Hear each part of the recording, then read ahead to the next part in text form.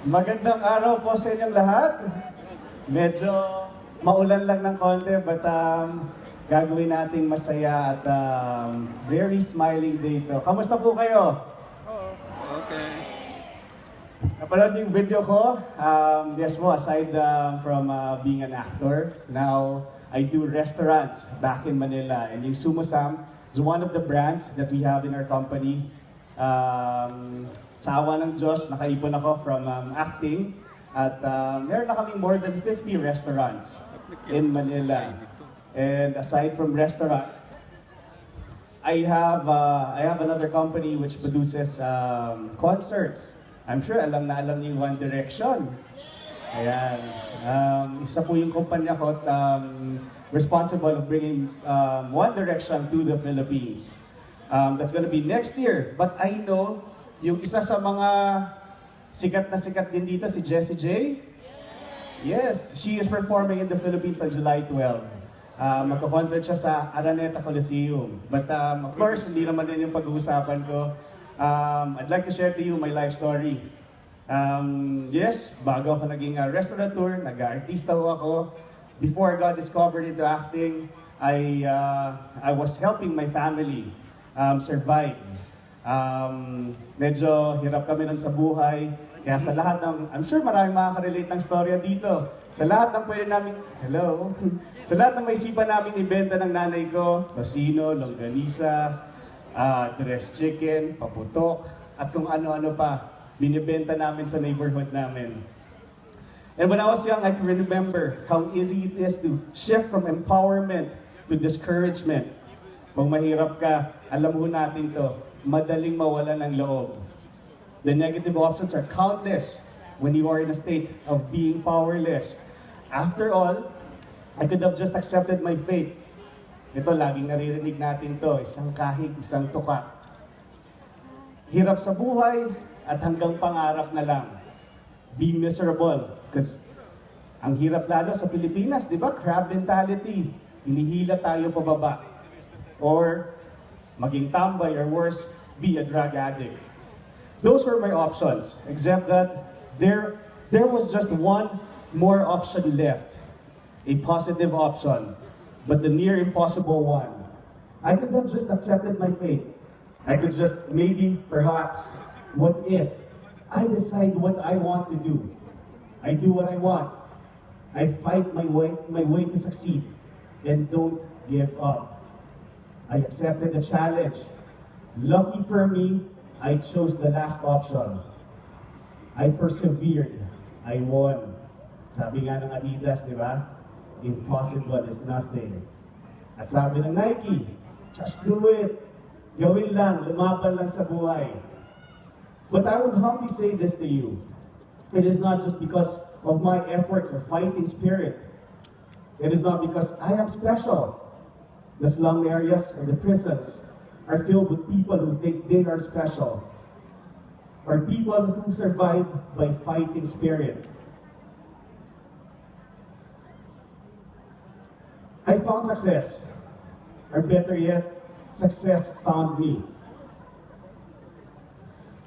Because I really did receive a gift from heaven, from the universe, from God, whomever you picture him to be. Something or someone gave me that push. All I did was to recognize the opportunity, and I said yes. And I worked hard to make them come true. What is that right push? In that case, in my case, it was a series of seemingly nothing events. Nakakita po ako ng isang ad sa isang restaurant, Mexican restaurant sa Manila. I don't know if you remember Tia Maria's. Nag-apply ho ako doon. I was actually only 16. Nakita ko, somebody was dancing Margarita Shaker, the tune of Macarena. Makapalang mukha ko, sabi ko, kaya kong gawin yan. I was 16, they weren't actually allowing me to work. Pero sabi ko, kung hindi niyo ako papasukin dito, pupulutin ang pamilya ko sa kangkungan. They got me. They tried for a week. At sinubukan ko, tinanggap nila ako. And after that, may kailangan sila na papuntahin sa TV station. Sabi ko, kaya kong sumali sa dance group. Sumali ako sa dance group at nag-perform ako. Isa ho yun sa mga naging daan. And then, ABS-CBN found me.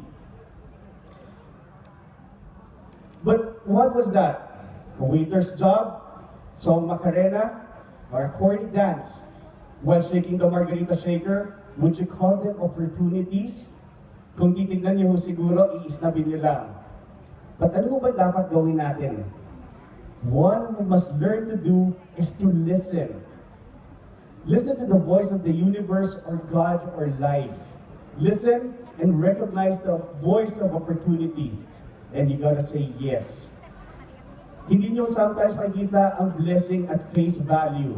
Most of the time, so, the real blessings are really in disguise. Sa showbiz, so, sinasabi namin, naka-prosthetics ang blessing. Or sometimes, parang ugly duckling. Pag hinalikan mo, beautiful princess pala. Or if you look back in life, maybe, yung mga sad events na nangyari sa atin are tragedy. But tragedy that happens so you can be where you are right now. Successful.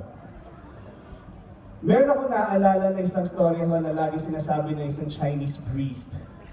Merong isang farmer at isang anak niya. Yung anak niya nag-uwi ng isang big wild horse sa village nila. And then, sabi ng mga villagers, wow, ang swerte mo naman, farmer. Yung anak mo nakakita ng laking kabayo. And then, the farmer said, maybe.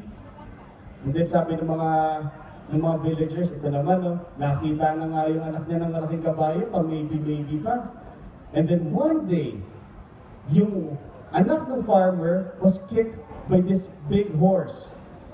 And then, sabi ng mga villagers na naman sa farmer, naku, ang malas mo. Nasipa yung anak mo ng kabayo. Sabi ng farmer, maybe. And then one day, merong gera. At pinapatawag lahat ng bata para pumunta ng gera. And the villagers were crying kasi kailangan pumunta ng mga anak nila. And maybe mamamatay yung mga anak nila dahil hindi na makakabalik sa village. But when the turn ng anak, nung kinausap ng general, yung anak ng farmer na pilay, sabi sa kanya, you can't go to war. Because you're injured, you're disabled. At sabi ng mga villagers na naman, ang swerte mo talaga yung anak mo, hindi mo mamatay at makakabalik at makakapiling mo. But the farmer said again, maybe. What's the moral of the story? Ang swerte po, pwedeng maging malas. Ang malas, pwedeng maging swerte. In psychology, they call it reframing. Your optimism depends on how you frame an incident in your life. Ako ho, lagi ko sinasabi, grab the horse kahit sipain ka pa. That you don't know that it might be a blessing. When a situation happens, how do you respond? We are all humans. We are blind to the future. All you can do is think hard and reflect. Di kabutihan mo may dudulot to sa akin? Makakapagpapogi ba sa akin to? Makakapagpayaman? Makakabait sa akin? No matter how little.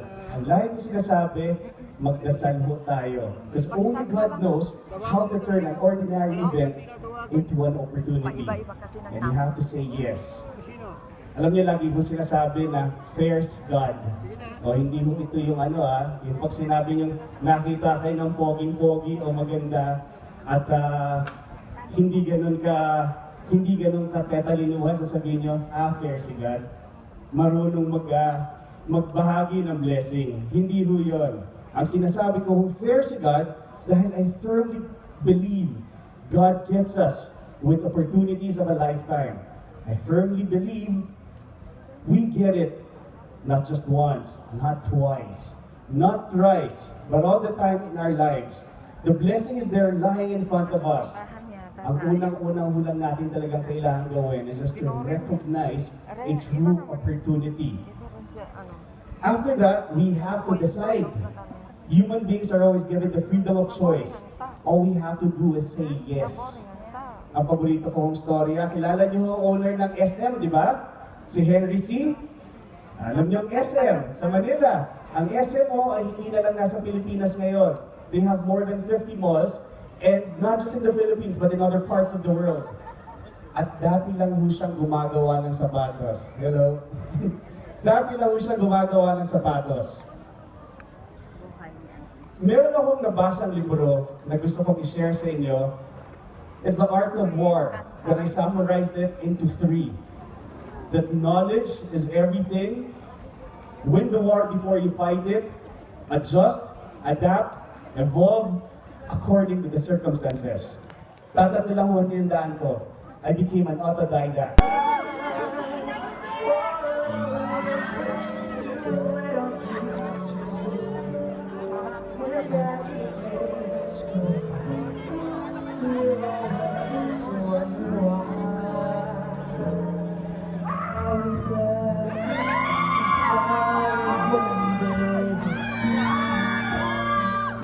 Is this what we really want to be? Brand new lives we need to have so much. It really is quite tough when love is not enough. Tell me why did we find each other?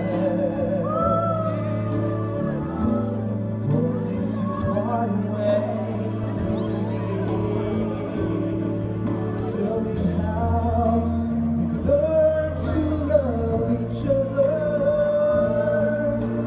Tell me why do people have to change? Was it I that made us drift away? Hurting words we should not even say. Hold my hand and look straight in my eyes. If we can say goodbye, then we were one more time. Here comes the boy band. Sarap daw makita ng mga Pinoy dito pa sa London. Sarap dito talaga buong-buo ang puso ng Pinoy. Grabe. Nakatonten ba?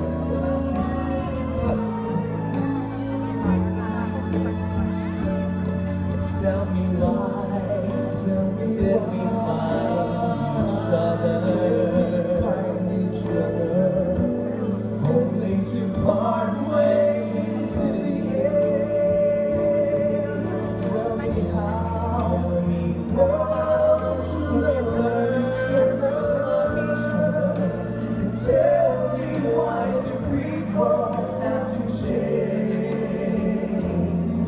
Was it mine that made us drift away? Words we should not even say. Hold my hand and look straight in my eyes. If we can say goodbye, then we were one more try.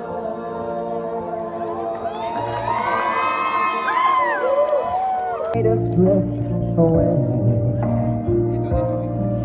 Hurting words we should not even say. Hold my hand and look straight in my eyes. If we can say goodbye, then we were one more time.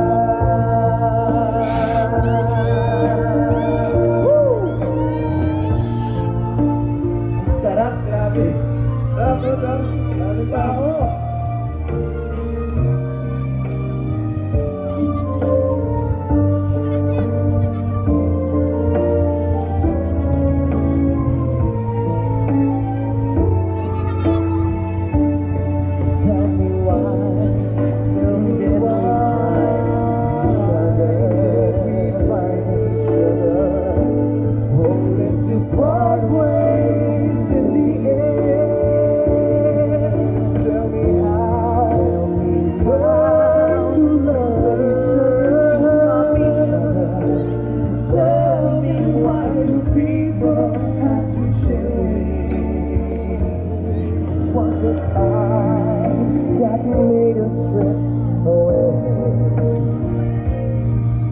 Hurting words we should not even say. Hold my hand and look straight in my eyes. If we can say goodbye, then we'll work one more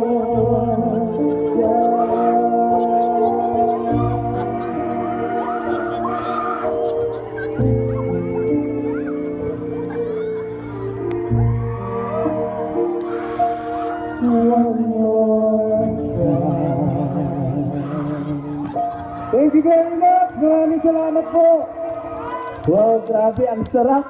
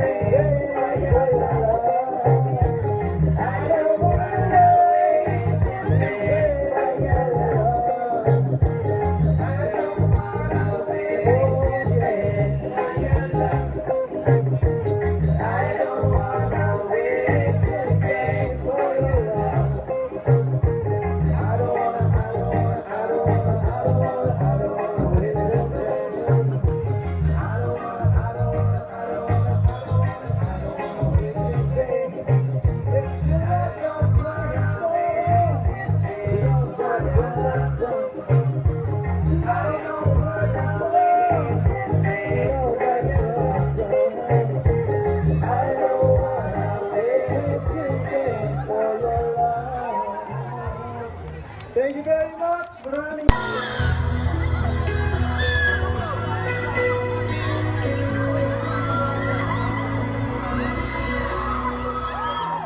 I still have a photograph of you.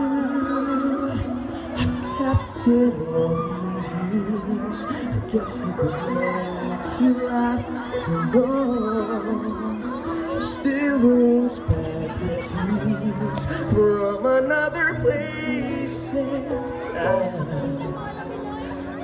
Your love was mine. Sige, sige, sige. Sige po.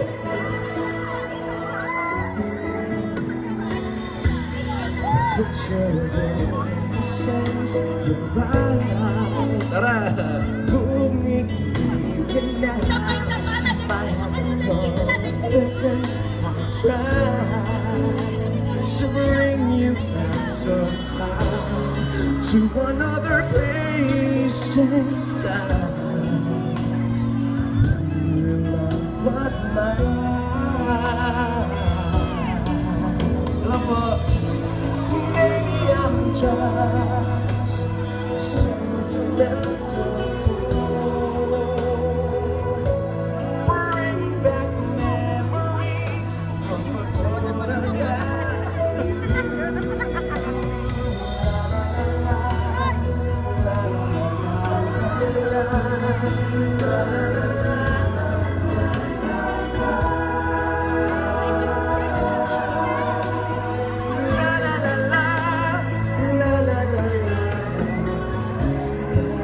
another place and time. Your love was mine.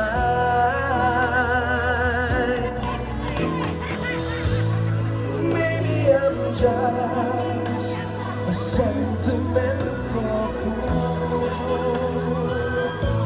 bringing back memories from a photograph of you. I still have a photograph of you.